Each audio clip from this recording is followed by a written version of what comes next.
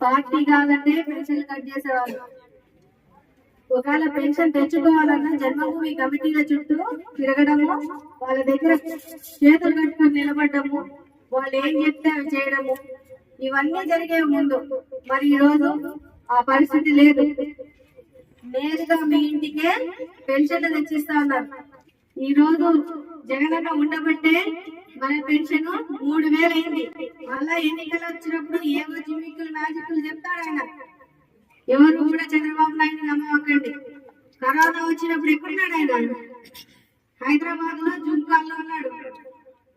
₹1 అంటే ₹1 ప్రజలకి అవసరం అని చెప్పి అన్ని కోట్లు దోచుకుంటున్నాడే. కనీసం పేదవాళ్ళకి అయ్యో చావు బతుకుల్లో ఉన్నారని ఆయన చెప్పిన దత్తపుత్రుడు గాని ఉత్తపుత్రుడు గాని ఎవరైనా ఒక్కళ్ళైనా డబ్బులు తీసి ఇచ్చినారా మనకి? ఎలక్షన్ల ముందు మాత్రం వచ్చి మైక్ పట్టుకుని 4 మాటలు చెప్తారు.